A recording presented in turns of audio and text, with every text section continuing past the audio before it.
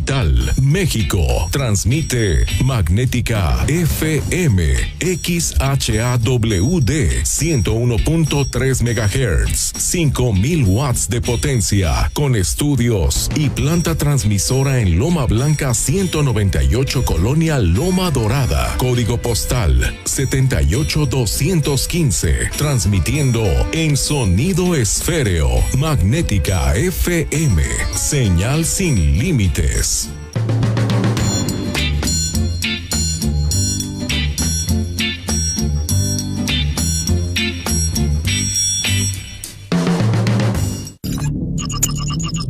Paragaus, la marca líder en pararrayos, acoplamiento a tierra, protección catódica y calidad de la energía. Da la hora, la temperatura y la humedad. Es la hora 16, 1 minuto.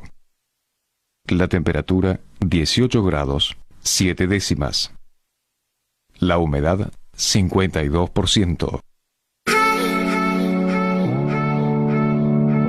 Magnética FM, 18 años, contigo. Mire, doña Lupe, si no nos acompaña al evento del candidato, perderá su apoyo económico del programa social. No ponga en riesgo sus beneficios. A mí no me van a engañar. Eso que usted me está diciendo es un delito. Nadie puede obligarme a participar en eventos proselitistas o decirme por quién votar. Si te condicionan un programa social o te presionan a votar por alguien en específico, denuncia en la agencia del Ministerio Público más cercana a tu domicilio. Fiscalía especializada en materia de delitos electorales de San Luis Potosí. Coyoacán Química y Modatelas presentan Foro D, el espacio donde nuestros invitados ofrecen información, experiencias, reflexiones y conocimiento de aquellos temas desconocidos y controversiales. Escúchanos todos los lunes y sábados en punto de las 11 de la mañana, aquí por Magnética FM. Las ideas, conceptos, criterios y comentarios expresados a continuación son responsabilidad única y exclusiva de los productores, conductores y participantes del programa. No representan el criterio o ideología de institución o tercera persona de la Fundación Nikola Tesla AC o de esta radiodifusora XHAWD 101.3 Magnética FM. La hora de la verdad ha llegado. Bienvenidas y bienvenidos a La Voz de los Expertos, espacio en donde especialistas darán su perspectiva de todo lo que acontece en ciencia, tecnología e innovación en San Luis, México y el mundo. Programa del Consejo Potosino de Ciencia y Tecnología y Magnética FM. Comenzamos.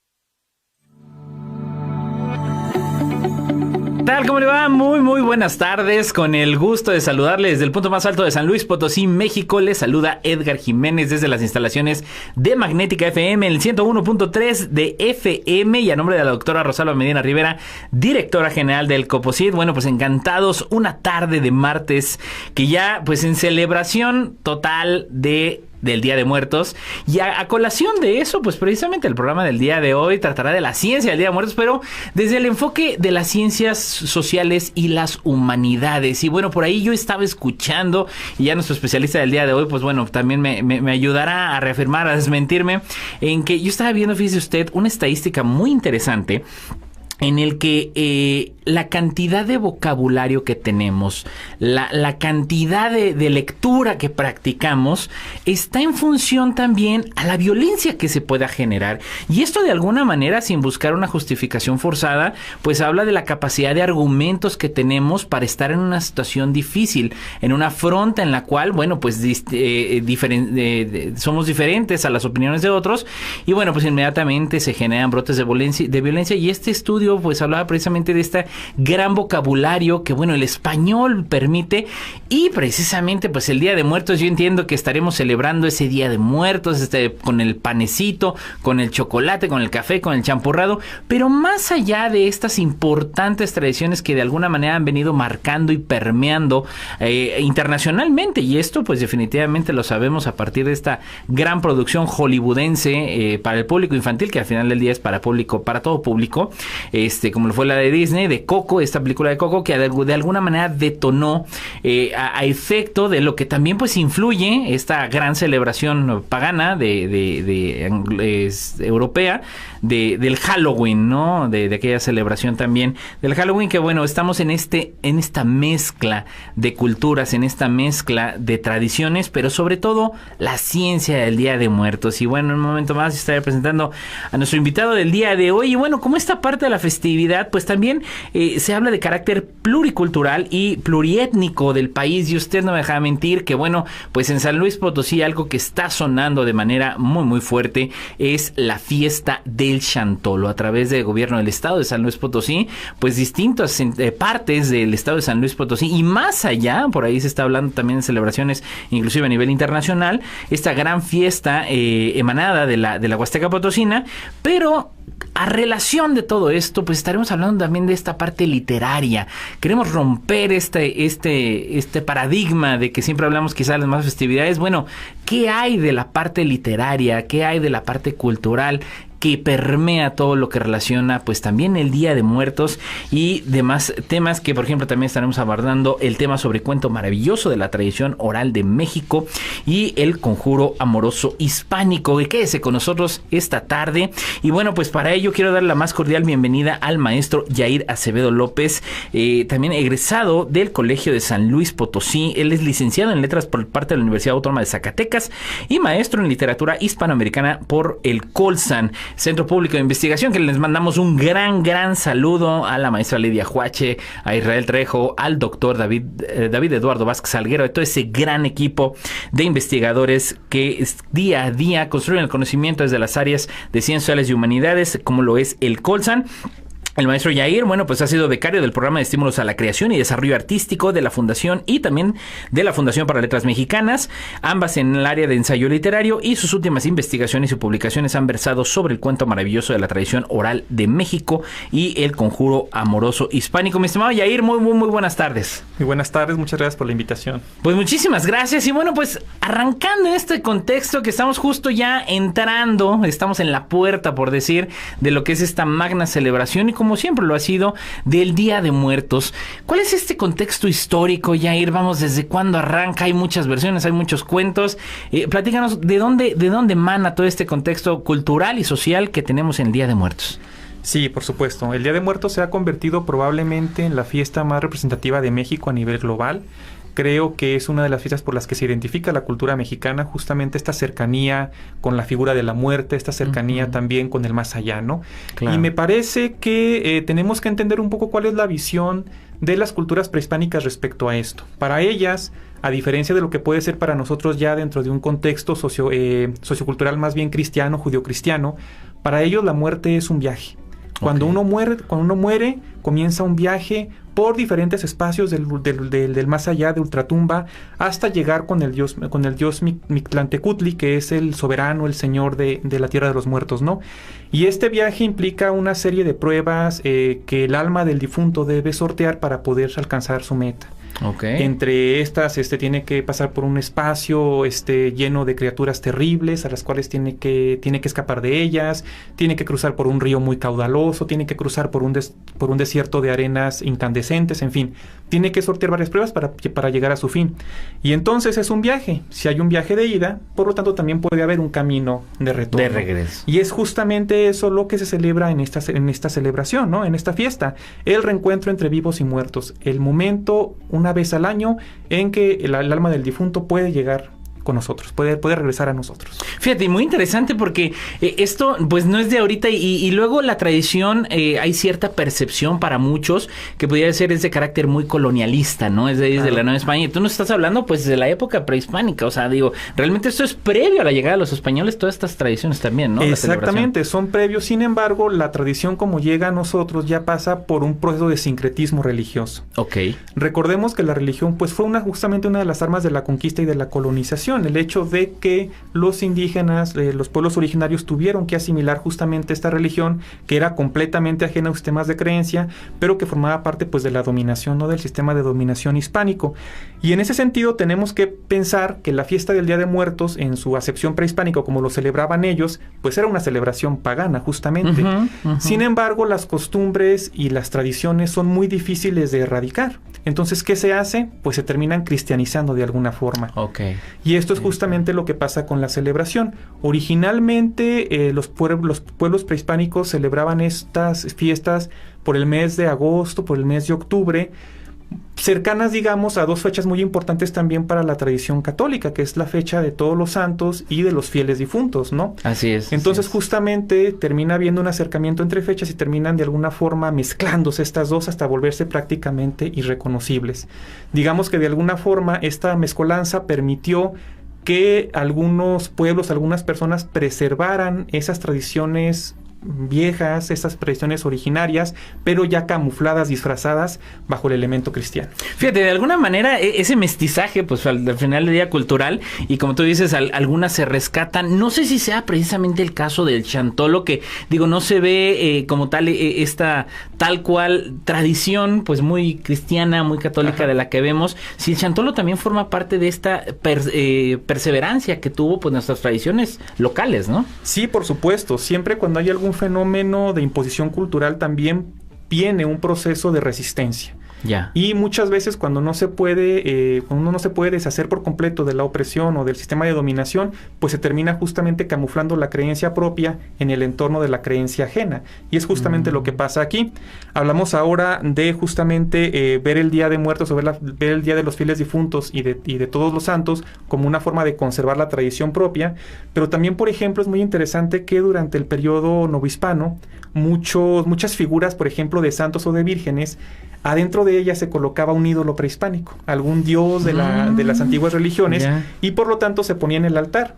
Llegaban las autoridades, por ejemplo la Inquisición, bueno, ahí está mi imagen de la Virgen. Sí, claro, Lo que ellos no saben es que adentro de la Virgen está un dios prehispánico al que le estoy rindiendo culto. Le camuflajeaban ahí. Exactamente, era un camuflaje perfecto. ¡Wow! Exacto. ¡Qué interesante! Y entonces es justamente lo que ocurre con estas celebraciones. Es mi celebración, pero ya bajo el sistema, bajo los paradigmas de la religión que me están imponiendo, ¿no? Oye, fíjate, interesantísimo, porque al final del día, pues el Día de Muertos no es una celebración que quedó exenta como otras que, digo, de alguna manera hemos escuchado, como pues también el 25 de diciembre, las mismas celebraciones de los equinoccios, de los cambios de estaciones, que también de alguna manera generaron esta mezcla cultural entre este choque de culturas España y América, ¿no? Sí, exacto, y además la fecha del 1 y del 2 de noviembre son muy simbólicas porque es el momento del fin del ciclo agrícola del maíz. Es cuando se recoge. Entonces, el maíz es el principal alimento del pueblo mexicano en general y de toda América, ¿no? Y además hay una fuerte asociación ahí entre, por ejemplo, las plantas y la muerte. Las plantas nacen de debajo de la tierra y en muchas cosmovisiones el lugar de los muertos se encuentra bajo tierra. En la parte de abajo. Entonces la muerte generando la vida, generando el sustento que sería el maíz. Entonces ahí se relacionan todos estos elementos del pasado prehispánico, ¿no? Fíjate cómo los simbolismos al final del día se van dando de una manera plenamente justificada y que no se fue inventado de que a ver qué se nos ocurre para este año, sino que me imagino generacionalmente pues se dio esto.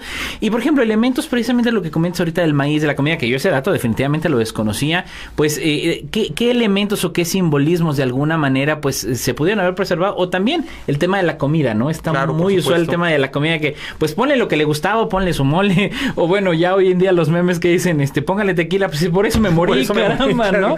¿Cómo se va dando esta preservación de las tradiciones también? Mira, es muy interesante porque justamente lo que celebramos el día 1 y el día 2, ya desde ahí hay una fuerte conexión con el pasado prehispánico y con las tradiciones prehispánicas.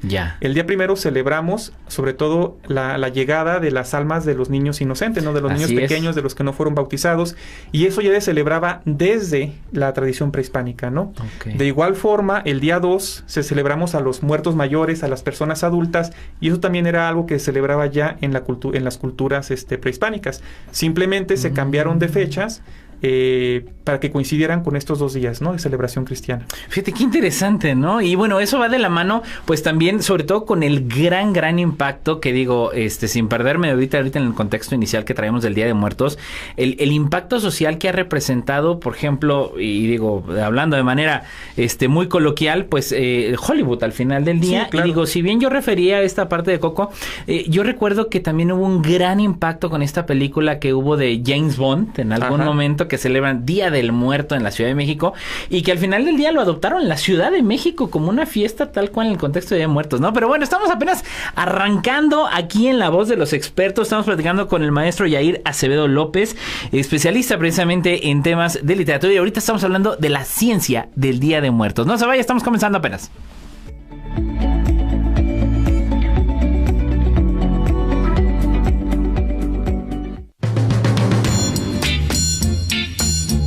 Transmite Magnética FM XHAWD 101.3 MHz, 5000 watts de potencia en sonido esféreo. Magnética FM, señal sin límites.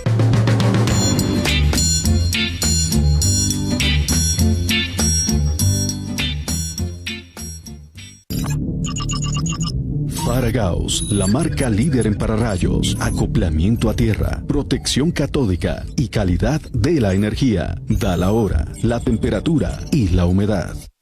Es la hora 16:15 minutos. La temperatura 18 grados 7 décimas. La humedad 52%. Magnética FM en tu celular y en el mundo. www.magneticafm.com. La Voz de América, desde Washington, y Magnética FM, informan.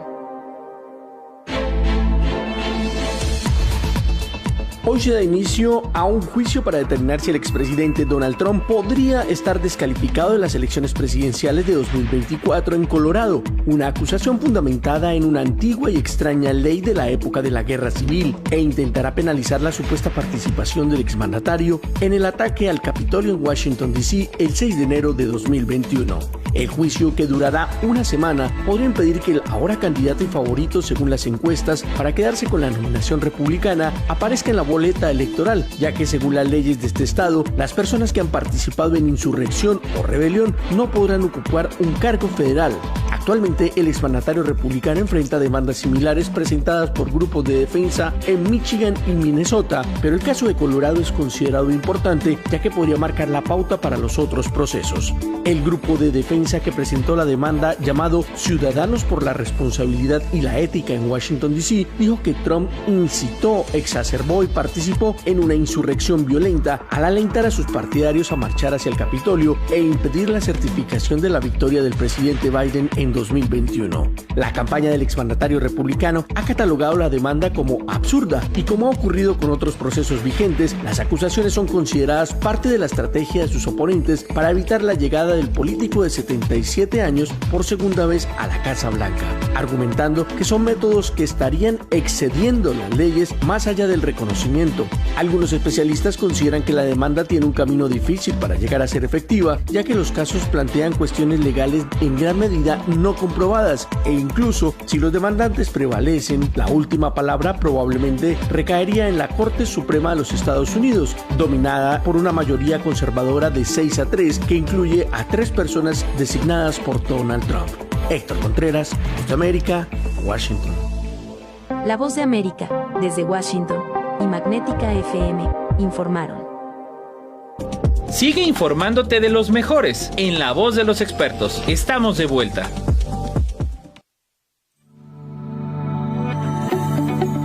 De vuelta aquí en La Voz de los Expertos, y bueno, pues interesantísima la charla que tenemos con el maestro Yair Acevedo, y que bueno, Yair, pues platícanos algunos otros simbolismos que digo, me parece interesantísimo cómo siempre venimos rescatando. Hubo una mezcla al final, hubo un mestizaje también cultural, y bueno, ¿qué otros elementos simbólicos encontramos en esta gran celebración del Día de Muertos? Sí, probablemente objeto que más identificamos con el Día de Muertos es justamente el altar, ¿no? Así es. Que el altar es imprescindible en la celebración del Día de Muertos. Sin embargo, también debemos entender que la celebración no se lleva a cabo igual en todo el país. Hay diferencias, hay excepciones, en algunos lugares se celebra con mayor devoción que en otros, en algún lugar tiene una gran raigambre, mientras que en otros apenas sí está comenzando a prosperar fuertemente, ¿no? Claro.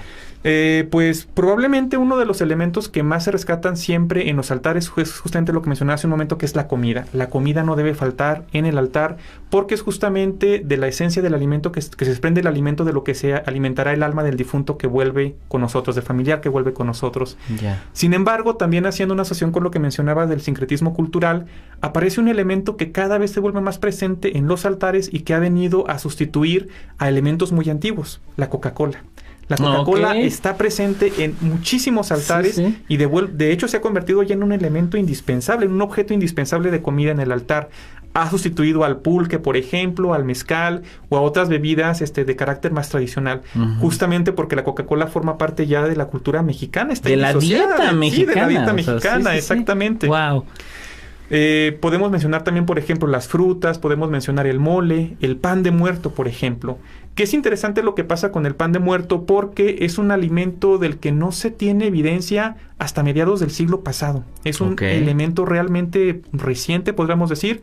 No significa que el pan no se haya incorporado en el altar, pero el pan de muertos que consumimos ahora es de fabricación un tanto reciente, ¿no? O sea, es más nuevo eso. Es más nuevo, sí. Ya. Tiene 80, 90 años preparándose, es realmente reciente. Ya. Otro elemento que solemos asociar mucho con el Día de Muertos es la Catrina. Ajá, sí, el hecho de las personas que se disfrazan de catrinas, los desfiles de catrinas que mencionabas ahora. Sin embargo, también la catrina es un elemento de adopción relativamente reciente.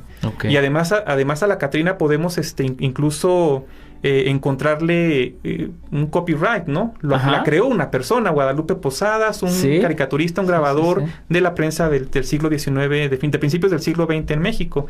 Y es ahí justamente donde sale este personaje que también ya se ha vuelto característico de las fiestas de Día de Muertos. Y pensamos que tiene una antigua raigambre y realmente es algo reciente, es una incorporación reciente, ¿no? Fíjate, interesantísimo, porque de alguna manera pensamos que, así como lo estábamos comentando en el segmento anterior, que bueno, se viene por tradición de la conquista o prehispánica, y no, fíjate, finalmente el pan de muerto es algo reciente, esta parte de la Catrina, que hoy en día, bueno, pues también se ha masificado de alguna manera como parte de las imágenes simbólicas a nivel internacional. O sea, la Catrina es algo brutal, lo relacionas inmediatamente México, ¿no? Exacto. Inmediatamente. Y ahora, de alguna manera vamos aterrizando hacia estas líneas de cuestiones simbólicas, pero pues también la literatura forma un papel fundamental, ¿no? Que por ahí inclusive, bueno, pues las famosísimas calaveritas, pero bueno, no sé si me estoy adelantando mucho, pero bueno, precisamente también simbolizan algo fundamental en esta parte de celebración. Sí, hace un momento que hablabas del vocabulario relacionado con la violencia. En México hay un vocabulario muy fuerte relacionado con la muerte, desde siempre. De hecho, hay un libro de un investigador que se llama Juan Manuel López Blanch, que se llama El léxico de la muerte en México, y habla justamente de todas las expresiones, el vocabulario y las palabras relacionadas con la muerte, la diferente manera que tenemos de nombrar este suceso en el país, y es realmente un vocabulario muy vasto, enorme realmente. A mí una de las cosas que más me llamaron la atención, porque yo no soy de aquí de San Luis, yo soy de Zacatecas, tengo ya 8 años viviendo aquí, pero una de las cosas que más me llamó la atención fue cuando la primera vez que me tocó sacar a mi hija a pedir el muerto, es que aquí no cantan al pedir el muerto, y en Zacatecas hay unas coplas que se cantan cada vez que se toca una casa, y dice así: el muerto quiere camote si no se le cae el bigote.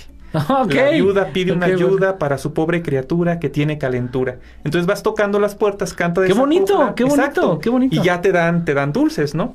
Y es algo que al parecer se localiza en ciertas áreas del país, pero no en todo, ¿no? Que lograron arraigarse finalmente, porque digo, aquí, como bien hablas, esta mezcla, este mestizaje también sociocultural con la parte anglosajona, con la parte norteamericana de dulce o truco, cuando realmente era una cuestión pagana del Halloween, que bueno, pues no estamos con el Halloween, pero al final del día rescatamos el de dulce o truco cuando no es algo propio del Día de Muertos al final del día. No, incluso el disfrazarse no es algo propio del Día de Muertos, y es algo que se ha retomado justamente de Halloween, pero es más que explicable por la cercanía con Estados Unidos, por la dependencia de Estados Unidos. Imposible negarlo, sí. Pero te digo, estas coplas me llamaban mucho la atención. Se cantan en Zacatecas. Cuando tú vas por las noches el Día de Muertos, escuchas a los niños cantando, pidiendo el muerto. Y es algo que, por ejemplo, aquí no me ha tocado escuchar. No, y que generacionalmente, pues para que se preserve, o pues ponerlas de moda al final del día, ¿no? Claro, yo también. treparlas en algún TikTok o algo y que de alguna manera se vayan permeando en donde no se practica, ¿no? Sí, por supuesto. Y aparte de estas coplitas que se usan específicamente para eso, en la lírica tradicional de México, en estas cancioncitas que pasan de una generación a otra, que se han cantado a lo largo de la historia y que no tienen un autor reconocido, hay varias coplas también, varias canciones que hablan justamente de la muerte, de la relación que los mexicanos tenemos con la muerte, que es una relación muy cercana, muy juguetona, e incluso me atrevería a decir que muy familiar.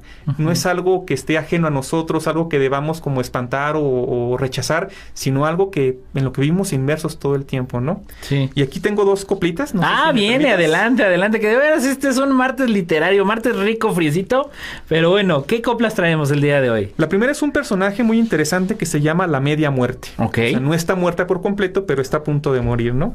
Sentada en un carrizal, comiendo tortilla dura para poder engordar, estaba la media muerte sentada en un tecomate, diciéndole a los muchachos, vengan, beban chocolate. ¡Ay, qué chulada, qué chulada! Y hay otra también, que es una coplita que a mí me gusta mucho porque habla justamente de esta cercanía, de este incluso coqueteo que a veces llegamos a tener con la muerte, ¿no? Se va la muerte cantando por entre las nopaleras. ¿En qué quedamos, pelona? ¿Me llevas o no me llevas? ¿No? ese elemento, sobre todo hasta de valor, de comicidad, hasta de broma, ¿no? Claro, por supuesto. Que al final del día, digo, pues estamos hablando que inclusive culturalmente hablando hasta la Santa Muerte, digo, que por ya supuesto. es más allá del Día de Muertos, pero es un aspecto cultural de la gente que se dedica al autotransporte, devotos a toda la parte de la muerte y que, bueno, impacta en el día a día y es algo familiar, como dices, ¿no? Sí, claro, y además en esta última coplita que recité hace un momento me llama mucho la atención porque si te pones a pensar, la muerte es representada siempre de forma femenina y además muerte representada como con curvas. La Catrina, por ejemplo, es una figura atractiva. Y eso pues habla mucho también del tipo de relación que se puede llegar a tener con ella, ¿no? Y ahora, ¿hay de alguna manera el cómo se fue dando esta evolución? Porque, fíjate, ahorita se me viene a la mente, dices, generalmente cuando hablamos de la creación, bueno, pues en la mayoría de las religiones, pues sí hablamos quizá de un ser de carácter más masculino o medio mezclado, ¿no? Un poquito. Pero en el caso de la muerte, de manera singular identificamos esta relación hacia una mujer, hacia un elemento femenino, ¿no? No sé si en nuestro caso tenga que ver porque es un sustantivo femenino, es la muerte. Ya. Entonces ya desde ahí que venga de ahí. Exactamente. Que venga justamente de eso. Sí. Y ahora, en este ejercicio, por ejemplo, de las calaveritas también, o las coplas, precisamente como es, me encantaron las dos, tan padrísimas, que de alguna manera es algo que también se viene adoptando desde la parte prehispánica, estos orígenes son relativamente más jóvenes las calaveritas. ¿Qué se sabe un poco al respecto? No, las calaveritas son una creación poética muy reciente. Ok. Y de hecho tienen un tono satírico, o sea, tienen un tono de burla, de ataque, de un gran tono político también. Y se comenzaron a redactar justamente con la intención de criticar, de poner en evidencia, de burlarte de algo que estaba ocurriendo en tu momento. A finales del siglo XIX y principios del siglo XX circularon por México muchos periódicos chiquitos, así en formato, se llamaban de hoja volante, y justamente eran un espacio para este tipo de creaciones, para que la gente se burlara un poco del político en turno, del presidente en turno, del militar al que le cacharon algo en una cantina, por ejemplo, ¿no? Así es. Y digo, fascinante eso, porque de alguna manera también la calaverita debe de cumplir pues estas reglas, por decir, gramaticales de la literatura, estas normas que deben de seguir a fin de que tenga la rima, a fin de que se cumpla el verso, y no se sale de los cánones establecidos para hacer una buena calaverita, también tiene su arte, ¿no? Sí, es complicado porque son versos de arte menor, tienen que tener 8 sílabas cada uno, tienen que rimar el primero con el tercero, el segundo con el cuarto, y lamentablemente es algo que se ha ido perdiendo un poco. Cada vez leo más calaveritas que transgreden por completo esta forma. Que se brincan todas las reglas. Sí, que parece más un cuentito que propiamente una construcción lírica, ¿no? Ya. Sin embargo, me parece que pese a este cambio, se ha mantenido, siguen haciéndose calaveritas, sigue enseñándose en primaria, en secundaria, en preparatoria a hacer calaveritas.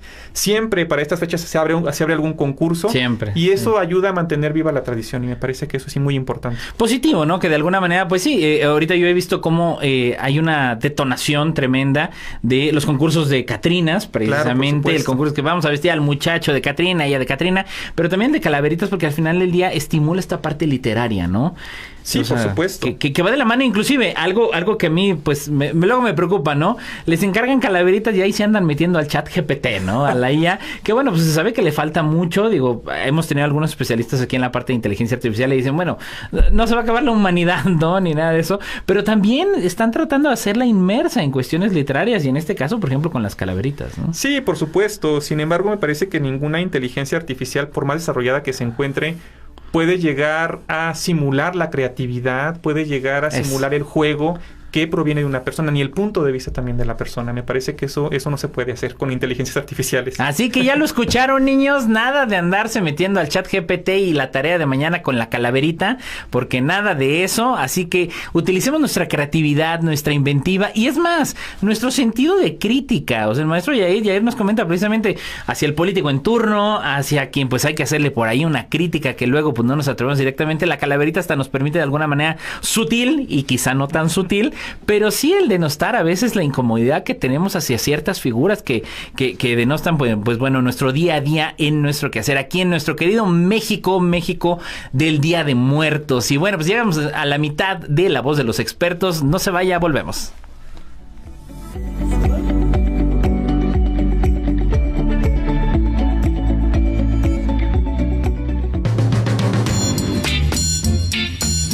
La ciudad de San Luis Potosí, capital, México, transmite Magnética FM XHAWD 101.3 MHz, 5000 watts de potencia, con estudios y planta transmisora en Loma Blanca 198, Colonia Loma Dorada, código postal 78215, transmitiendo en sonido esféreo, Magnética FM. Señal sin límites.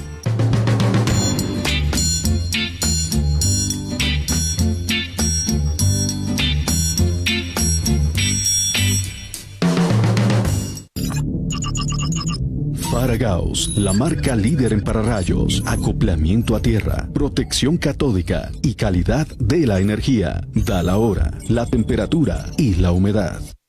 Es la hora 16:31 minutos. La temperatura 15 grados, 7 décimas. La humedad 59%.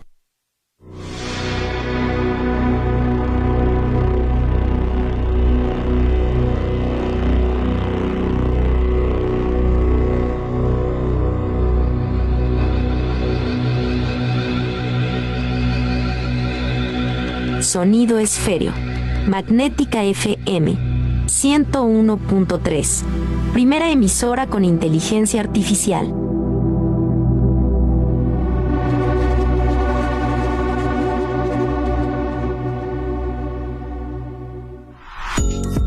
Toma agua. Toma agua es lo que le digo a mis niños cuando me dicen que les duele la cabeza o el estómago. Y algunas veces cuando me dicen tengo hambre y sé que acaban de comer. Aunque en la actualidad existe una predilección por las bebidas artificiales, el consumo de agua diario sigue siendo una de las primeras recomendaciones de los expertos para poder llevar una vida sana. Diariamente, nuestro cuerpo realiza un sinnúmero de procesos en los que se pierde agua. Por eso es necesario tomar entre 6 y 8 vasos de agua al día. Si haces esto, ayudarás a tu digestión, controlarás tu peso, aumentarás tus niveles de energía, tendrás una piel saludable y ayudarás a mantener limpios tus intestinos y riñones, favoreciendo un correcto proceso digestivo y previniendo así muchas enfermedades. Así que si quieres mejorar tus hábitos, toma agua. Ideas por Mane, en modo natural. Sígueme en Instagram, ManeDLM, y en Facebook, Ideas de Alimentación.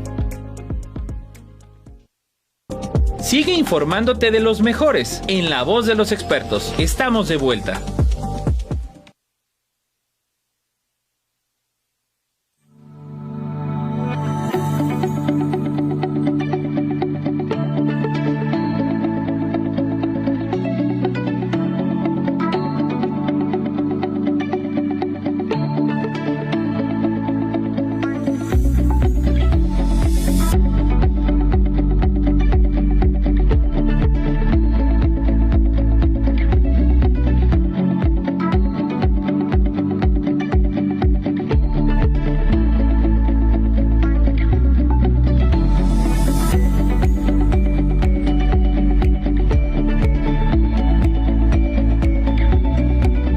Ya estamos de vuelta aquí en La Voz de los Expertos y bueno, interesantísimo toda esta charla del Día de Muertos, que bueno, al final del día la literatura forma parte fundamental del quehacer también de esta gran celebración que bueno, hemos aprendido en este rato, que es esta mezcla de los distintos orígenes que tenemos, la raíz, por ejemplo, de esta parte del alimento, de las costumbres, de este viaje finalmente, pues de acuerdo a nuestras creencias, de la que realizan aquellos que se nos adelantaron, que al final del día, pues bueno, si bien la ciencia no ha explicado, a ciencia cierta vaya a ir lo que sucede después de la muerte, y hay muchas suposiciones, hay muchas percepciones al respecto, pues bueno, lo valioso son las tradiciones y lo que forma parte de la literatura de ello. Y bueno, pues tú también te has dedicado de manera muy profunda a esta parte del cuento maravilloso de la tradición oral de México.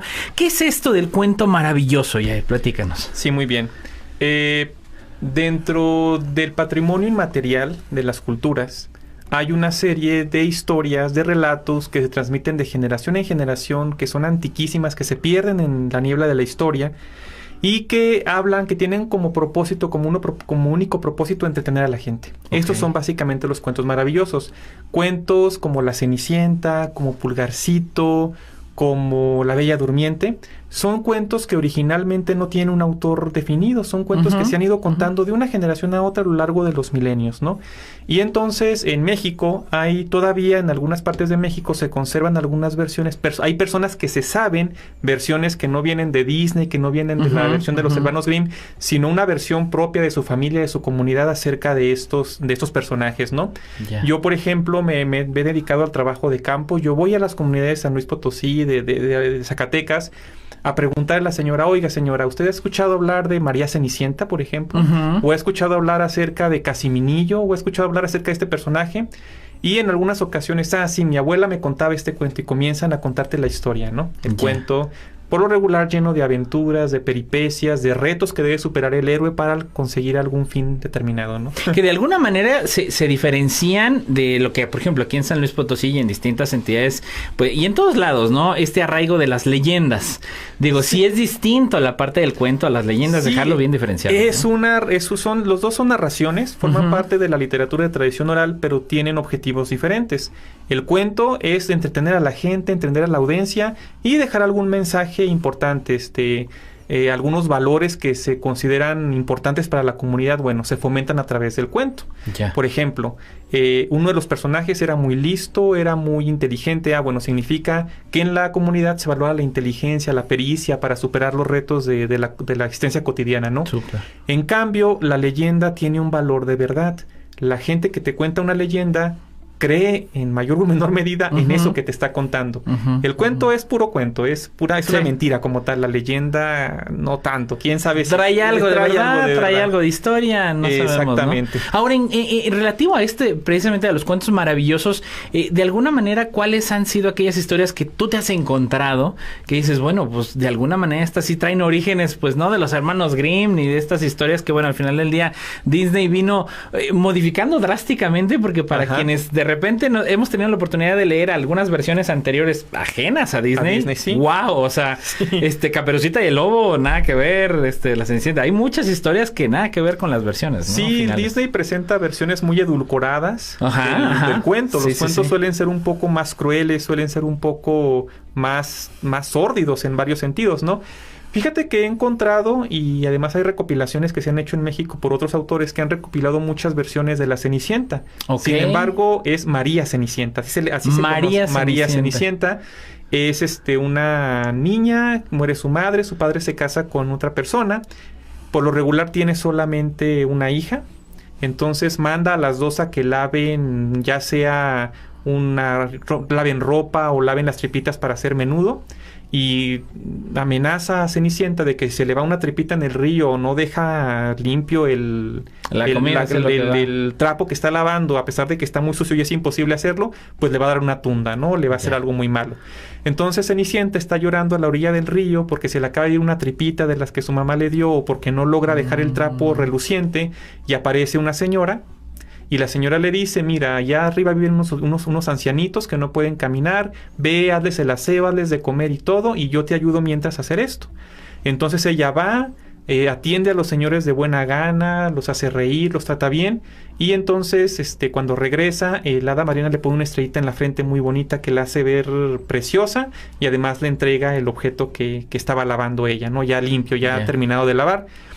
La hermanastra se siente envidiosa de lo que ha recibido Cenicienta, hace lo mismo, pero cuando atiende a los ancianitos lo hace de mala gana, es grosera con ellos, y entonces en lugar de poner una estrellita, la hada madrina le pone una cola de burro en la frente. ¿No? Este sentido estricto de alguna manera de dar una enseñanza, de dar una lección, de decir, híjole, cuando estás en la educación de los hijos, que es algo verdaderamente complejo, y que al final del día se traslada. Y digo, me encanta esta parte en la que de alguna manera también la cultura, y en este sentido estricto, pues en la época en la que había 2 televisoras en nuestro país, para aquellos que nos tocaron muy poca televisión abierta. Había buena televisión, yo me acuerdo, muy buena televisión, sobre todo televisión científica, ahí la pandilla de la ciencia. Bueno, no voy a meter a eso porque como bien enamorado de la ciencia, pero, por ejemplo, estas historias que hicieron a Thalía exitosa en alguna manera, que estamos hablando de estas historias eternas de Cenicienta tras Cenicienta. Claro, por supuesto. Y que luego, de alguna manera, trataron de traslaparlo hacia la figura masculina, ¿no? Que el hombre venía en condiciones desmejuradas y lograba salir. Se van siendo adaptaciones como tal, inclusive en la misma televisión, ¿no? Sí, y además, sobre todo, pues las muchas telenovelas responden, por ejemplo, a un sistema de valores propio de nuestra cultura. Entonces, nos identificamos con los personajes porque históricamente tenemos personajes de ese estilo en nuestras narraciones, en nuestras tradiciones. Entonces, se genera una conexión muy fuerte, ¿no? Con determinados estereotipos. Y es lo que pasa aquí. También, por ejemplo, nos hemos encontrado con un cuento muy extenso. Nos sorprendió realmente la extensión y la complejidad del cuento. Lo recopilamos en un municipio de Zacatecas que se llama Villanueva. Se llama El agua de los 7 colores. Es un padre que está a punto de morir y le manda a sus 3 hijos a que vayan a conseguirle un remedio mágico que se llama el agua de los 7 colores. Los 3 hijos emprenden el viaje, pero los 2 mayores terminan seducidos por unas mujeres y nunca le llevan el agua al padre. El menor logra llegar hasta donde está el agua, vence todos los obstáculos, y cuando va de regreso a entregarle el remedio mágico al padre, los hermanos se sienten celosos, piensan que de alguna manera va a cobrar venganza en contra de ellos y deciden matarlo, ¿no? Wow. Le roban el agua, se lo llevan ellos al rey, el rey mejora y pues piensan que el hijo menor se perdió. Pero resulta que en el lugar donde los hermanos enterraron el cadáver del Benjamín, del hermano menor, nace un carrizo.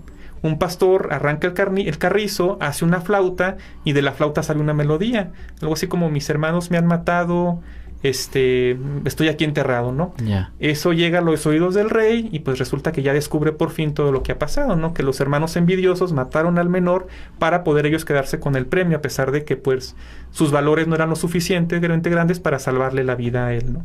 Fíjate que de alguna manera, a veces esta influencia que hemos tenido de otros países, que pensamos estas historias que se dan nada más en la anterior Reino Unido, en zonas anglosajonas, etcétera, en Francia, cuando nada que ver, tenemos nuestras propias también, más que raíz o el origen, nuestras propias versiones, y es lo que lo hace rico, ¿no? Exactamente, tenemos nuestras propias versiones aclimatadas a lo que es México, a los valores que tenemos aquí y a los valores de cada comunidad también.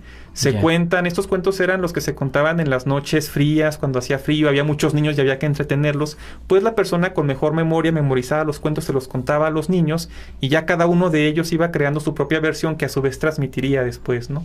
Ahora, ¿qué tan atrás te has podido ir en el tema de investigación de decir, bueno, cuáles son aquellas historias pues, que verdaderamente han logrado trascender generación tras generación? Es difícil poner una fecha muy antigua, porque son cuentos que siempre han sido considerados de poco valor literario, como cosas de la gente común, la gente del pueblo. Que no hay un autor al final del día. Que no hay tanto valor, entonces las recopilaciones más antiguas vienen como de los 30 o de los 20 del siglo pasado. Y es lo más atrás que nos podemos ir, aunque evidentemente estas versiones son muy antiguas, tienen raíces, no sé, anteriores antes de Cristo incluso, ¿no? Y se han transmitido solamente a través de la voz. Y fíjate que de alguna manera yo recuerdo algunas series televisivas que promovían pues esta parte literaria del el narrador de cuentos. Ajá, exacto. Y luego pues también los cuentos que eran sobre todo, narraban toda la parte de los griegos, de los romanos, que de alguna manera esta empresa Jim Henson's de los Muppets pues trató de venir llevando a la pantalla chica, y que de alguna manera también algunas características, no sé, Yair, que se podían dar del cómo se pueden preservar pues estos relatos. Creo que decías algo importante, no se les daba ese valor. Creo que había que darles ese valor primero, hay que darles el valor, hay que escucharlos también.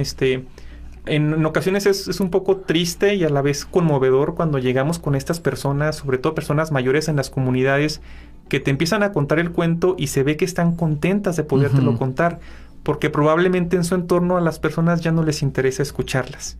Entonces, pues evidentemente el cuento no se transmite y el cuento muere con la persona que lo sabe porque ya no hay nadie más que lo escuche y se lo aprenda. Claro, claro. Y entonces, que no se va dando. Exactamente. Sí. Entonces, lo que hacemos nosotros es grabar a la señora, al señor en una grabadora de audio y transcribir después el cuento para ponerlo a disposición pues de las personas que les interese, que quieran aprenderlo, que quieran memorizarlo, ¿no? Fíjate, ¿dónde han venido preservando? ¿Dónde los difunden? Porque de alguna manera, pues sí, lo primero que hacemos es scrollear en las pantallas, sobre todo en las redes sociales, ¿no? Instagram, TikTok, pero de alguna manera en este trabajo que has venido haciendo también en la parte de investigación literaria, ¿de qué manera podemos acceder a ellos? ¿Dónde los encontramos? Hay varios repositorios en internet. Hay un repositorio que es el repositorio del Alto del AMNO, es el Laboratorio Nacional de Materiales Orales de la UNAM, pero también el Colegio de San Luis tiene su propio repositorio.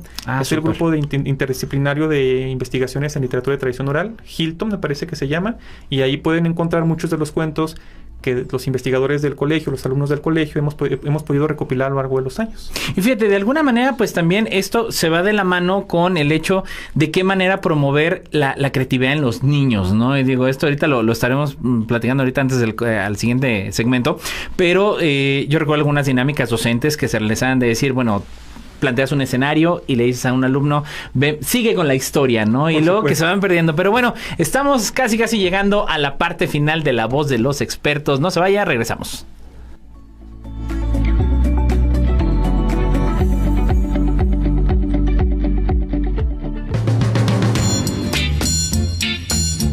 Transmite Magnética FM XHAWD 101.3 MHz, 5000 watts de potencia en sonido esféreo. Magnética FM, señal sin límites.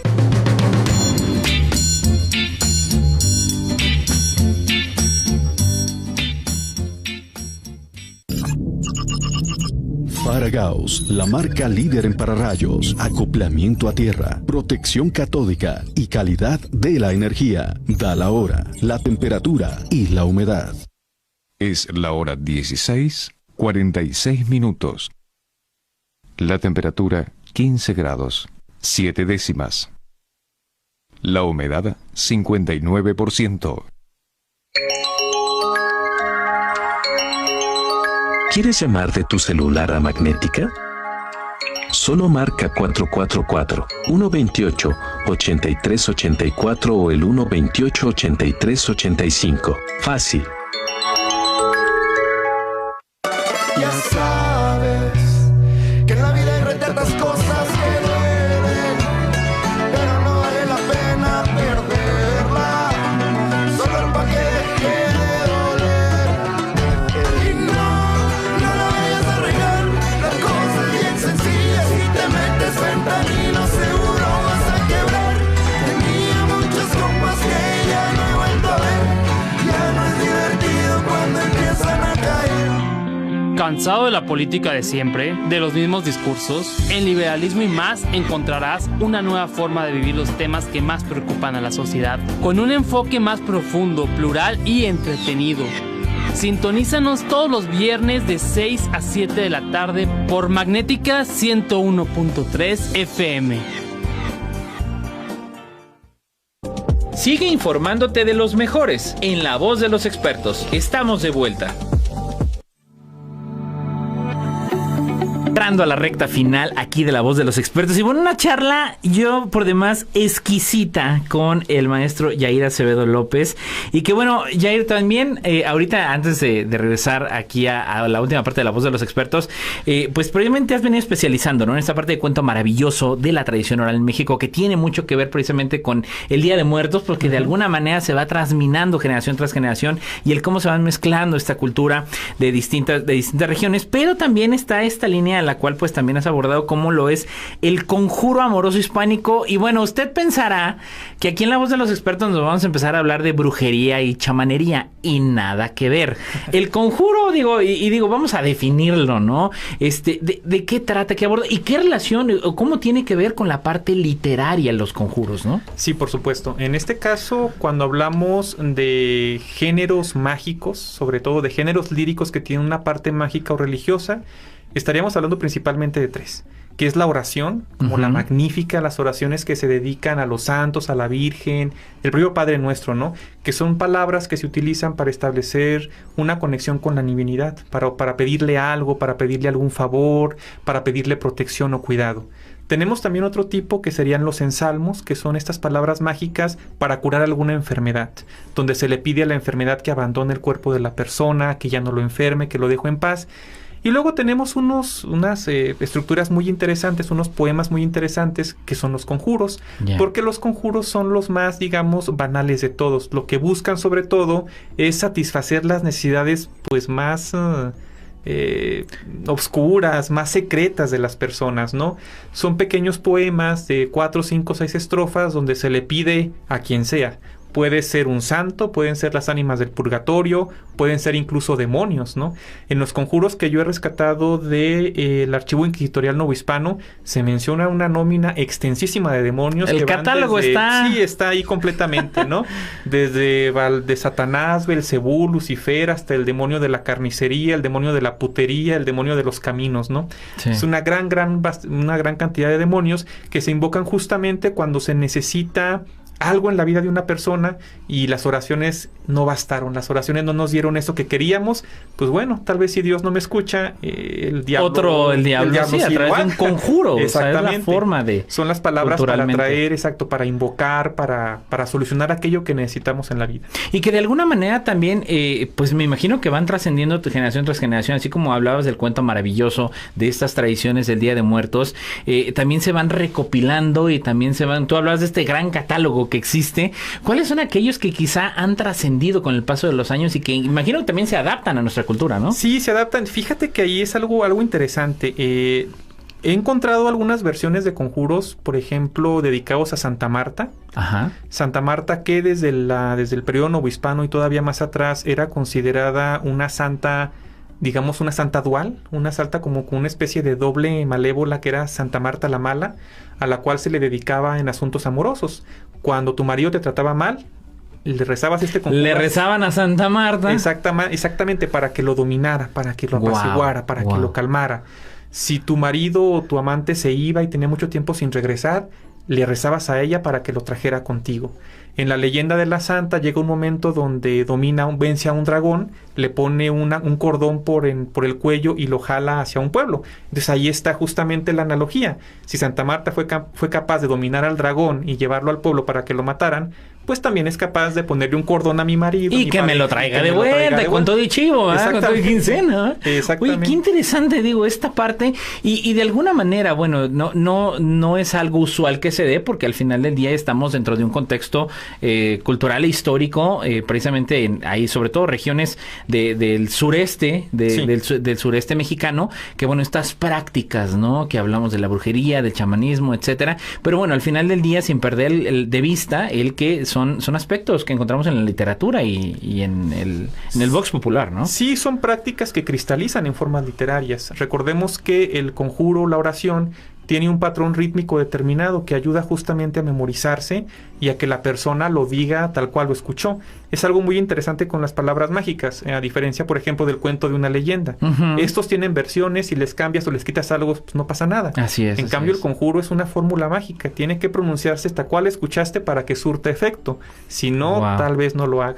O sea, sí, tal vez no. Y aquellos que puedan ser más representativos para ti, que te hayas investigado a lo largo de toda esta trayectoria en investigación literaria. literaria. Te digo, por lo regular hay muchos conjuros en el periodo novohispano, en los siglos XVI y XVII, que yo son los que he estudiado. Hay muchos conjuros a Santa Marta. También hay unos conjuros dedicados a unos diablos que se llaman los diablos corredores, que eran unos diablos muy veloces y por lo tanto tenían esa prisa que tenía la persona por encontrarse con el ser amado, ¿no? Ah, ok. Invocaban el amor. La gran mayoría tiene que ver alguna cuestión de relación. También lo interesante con los conjuros es que se genera dentro de su propia estructura una especie de maldición para la persona a la que van dedicados.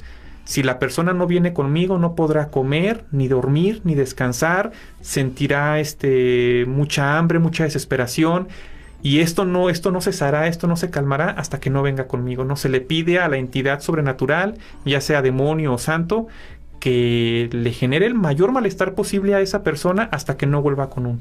Y fíjate, yo de alguna manera establecemos esta relación estrictamente cultural y literaria que hay un trasfondo al final del día. Digo, algún psicólogo y también algún psiquiatra especialistas también en esta parte de un sistema de creencias. Al final de cuentas genera un sistema de creencias tan poderoso que mueve a las personas con base en eso, ¿no? Sí, y además también tenemos que tener en cuenta que la barrera entre lo posible y lo imposible cambia de una etapa a otra. Ya. Para nosotros esto es simple superstición, algo que no puede ocurrir, y sin embargo para la gente del periodo colonial, la intervención de seres sobrenaturales en su vida cotidiana era algo que se daba por sentado, era algo ya era cierto, natural al final del día, ¿no? Sí, tal cual. Que salir y encontrarte con una entidad sobrenatural en el monte era algo que podía ocurrir, algo que ocurría.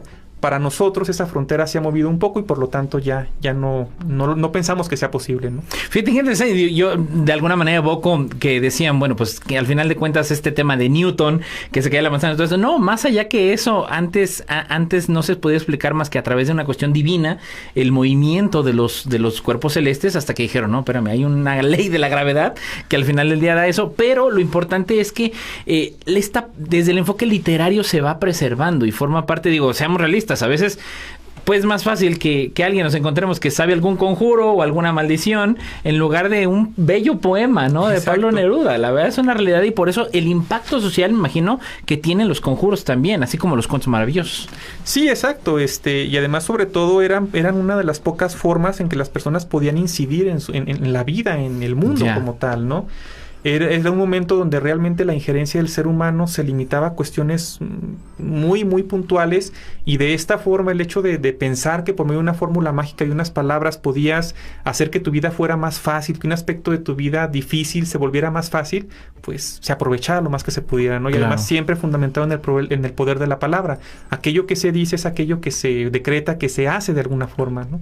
Que al final del día pues está basado, pues, creo que todas las religiones al final del día están así basadas, ¿no? Sí, por supuesto. Y digo, emulando también este aspecto mercantilista o capitalista en el que, por ejemplo, la ley del secreto y que atraerás riqueza, etcétera, y concéntrate y vive con pasión la casa y el auto que quieres, pues al final del día se transforma en este devenir que traíamos hasta de los conjuros, ¿no? Obedece a eso. Obedece a eso. Al poder de la palabra, al poder creador de la palabra. Claro.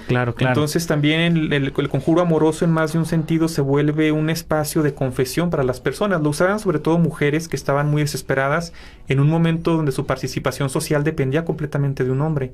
Entonces una mujer cuyo marido se iba con otra quedaba muy vulnerable en la sociedad en la que vivía, y esta era una forma de confesar su desesperación, de confesar su sufrimiento, de confesar la vulnerabilidad en la que quedaba. Y que de alguna manera lo vemos expresado también en esta parte del contexto de Día de Muertos, en el que, pues bueno, gente que desafortunadamente pudo haber quedado viudo, y bueno, pues esta evocación, este poder de la palabra que tiene hacia las personas.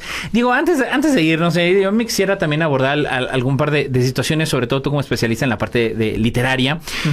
Pues sí estamos enfrentando una cuestión, pues sí, de redes digitales, etcétera, pero eso no ha dejado que el libro se muera, ni ha dejado... Yo he encontrado jóvenes, niños que leen, y eso me parece fabuloso, ante que luego los papás ya están con el celular y el hijo a veces no, digo, casos fortuitos, pero desde tu perspectiva también esta parte de la literatura, estas recomendaciones, que también has sido docente, el cómo seguir promoviendo la lectura, ya sin importar si es impresa o si es en alguna tableta o en algún celular, cómo promover en estas generaciones y también en las mayores, porque luego me están dejando de leer también los grandes, pues cómo seguir empujando la lectura hacia las partes literarias, que es fundamental. Siento que uno de los problemas que ha tenido la enseñanza de la literatura en el país tiene que ver mucho con los programas de literatura. Por lo regular se comienza. Yo leí El Quijote en tercero de secundaria, me pusieron el Sarmiento en el tercero de secundaria. Son lecturas que no son atractivas para un joven de 15 años y son lecturas que dejan un mal sabor de boca y una mala experiencia en las nuevas generaciones. Siento que la literatura infantil y juvenil en ese sentido tiene mucho que hacer. Si nos ponemos a encontrar opciones más viables, más de más fácil acceso para las nuevas generaciones, es muy posible que comiencen a leer a los clásicos, ¿no? Creo que en este caso el seguimiento o la ruta ha sido al revés. Hay que comenzar con literatura infantil y juvenil, no sé, Michael Ende, Roald Dahl, y luego ya ir poco a poco transitando hacia los clásicos, hacia lecturas que son más complejas y que exigen mayor concentración y mayor comprensión por parte del lector.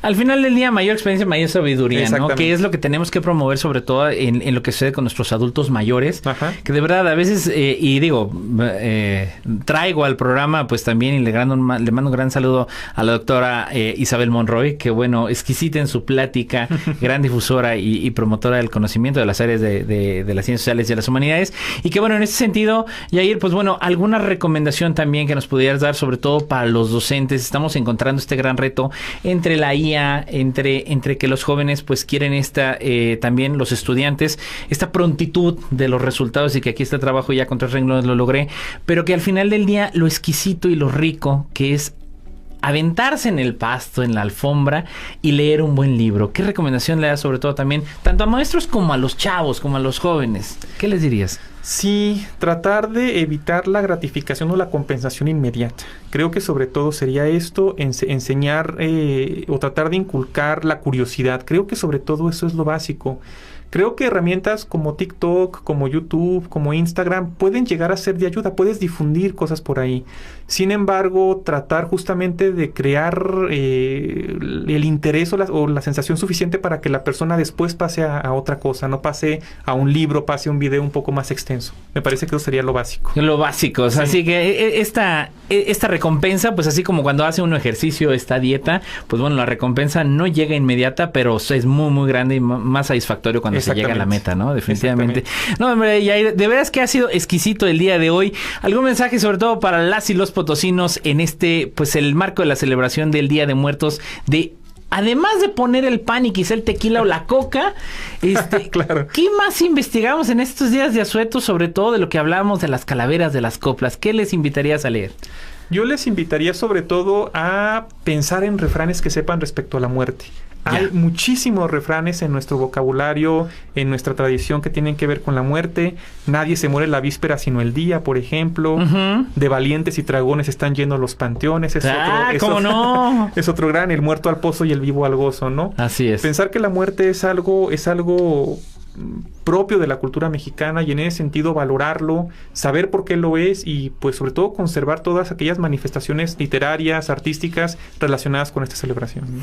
Interesantísimo, y bueno, riquísimo el día del programa del día de hoy con el maestro Yair Acevedo López. Yair, pues encantado de que nos hayas acompañado el día de hoy. Muchísimas gracias por la invitación. Gracias. Muchísimas gracias, y que bueno, estaremos en más emisiones de La Voz de los Expertos. Yo le quiero agradecer también a nombre de la doctora Rosalba Medina Rivera, directora general del COPOSIT, Ana Alex en los controles, como siempre, aquí ese frío que tenemos luego en cabina, que hoy sí nos vamos por tamales y por champurrado, que ya empieza esta gran celebración del Día de Muertos.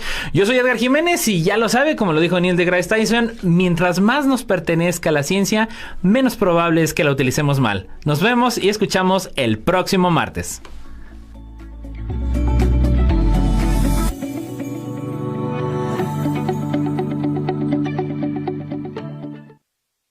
Gracias por acompañarnos en La Voz de los Expertos. No lo olvides, todos los martes a las 4 de la tarde por el 101.3 de FM. Esta fue una producción del Consejo Potosino de Ciencia y Tecnología y Magnética FM. Te esperamos la próxima semana.